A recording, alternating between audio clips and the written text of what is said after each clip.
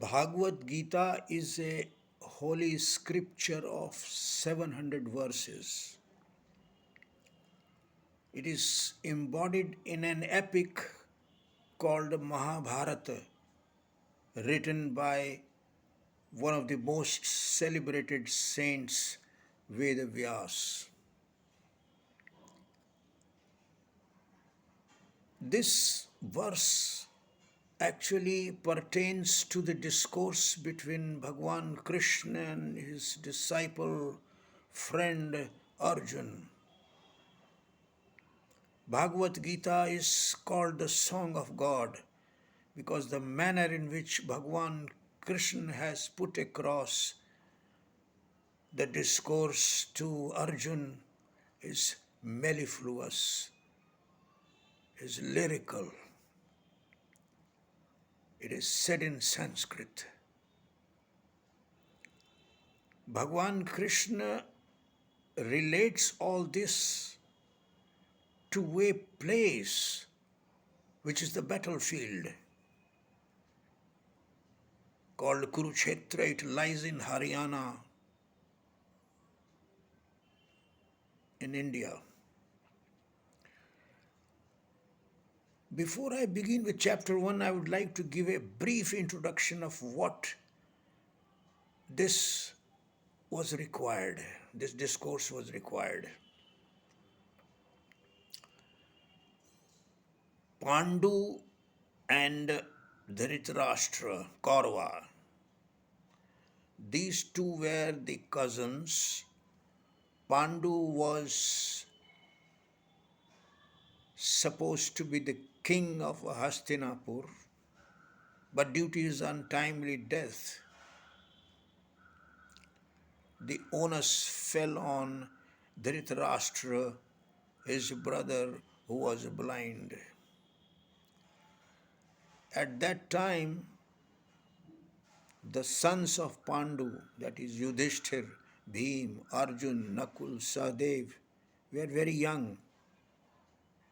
Although Yudhishthir was the eldest one, but he was still very young to be able to carry on the task of a king. And therefore, for the time being, the throne was given to Dhritarashtra. Dhritarashtra had 100 sons. Duryodhan was the eldest one. They lived in the same palace, but right from the beginning, Duryodhan was extremely jealous of all the Pandavas, all the five Pandavas. And he tried all his means and gambit to see that they are in trouble. He tried to poison them. He tried to do all kinds of mischief. And then finally he allured them, enticed them to enter into gambling, and that resulted in the loss of whatever they had in their possession. They were driven into exile for 12 years, and then they had to live an anonymous life for 1 year. And after that, they returned. But Duryodhan was still very envious, very jealous, inimical, and he said that no, he was not going to yield any piece of land to live. Bhagwan Arjun was a relative of both the sides, so he acted as a peacemaker. He persuaded Duryodhan, his father, and other seniors in the kingdom and requested them to come to an amicable solution, a peaceful solution, so that Pandavas could at least have some piece of land to live in. But Duryodhan was adamant. He was unyielding. He did not want to part with even an inch of land. Despite all persuasions and all that, there was a point of no return, and finally the whole thing had to be settled in the battlefield. This was a battle of do and die. Whoever wins will be who will ultimate get the throne of Hastinapur. And therefore they had to come to a battlefield to engage in fighting. Chapter 1 begins with a query from Dhritarashtra, sitting in his palace next to his secretary and friend Sanjay. Says, Sanjay, oh Sanjay, you are endowed with a divine eye. Just cast a look at the battlefield and see what my sons are doing and what the sons of Pandu are doing. Sanjay cast a look and said, "Oh Rajan, your son Duryodhan has just started moving around, inspecting his commanders. He has moved up to the Guru Dronacharya and he has exhorted him to remain alert and vigilant, and he did not want to spare any chance." Then this side, the Kaurava side, the conchs, drums, bugles, and trumpets were sounded that roared the earth and that gladdened the heart of Duryodhana. Bhishma Pitamaha also blew his conch. He was with Duryodhana. Then came the turn of Pandavas. Bhagwan Krishna blew his conch. Panchajanya, Arjun blew his conch. Devdatta, Bhim blew his conch. Panduram. In the chariot in which Bhagwan Krishna was seated, Arjun was also seated in that. Bhagwan Krishna was acting as a chariot driver, charioteer. In that chariot there was a flag, the emblem of which had Lord Hanuman. It shows the sign of victory.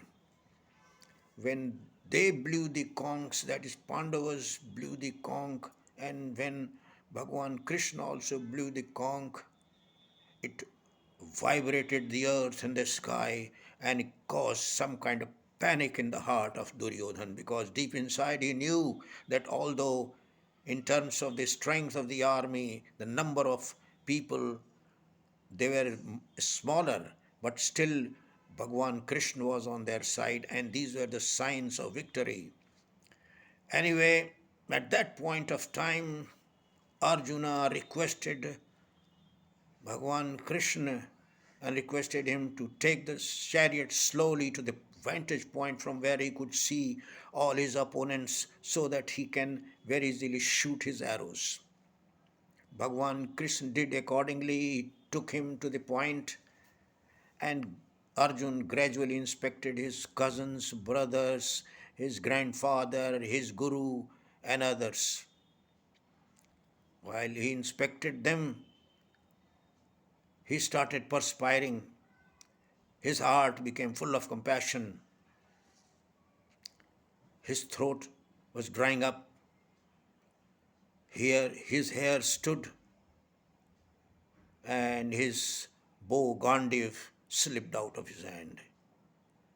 And he slumped and begged Bhagwan Krishna, begged before him and said, Bhagwan, how can I fight my brothers? How can I kill my cousins? How can I kill my grandfather? And how can I kill my guru and his sons and all those friends?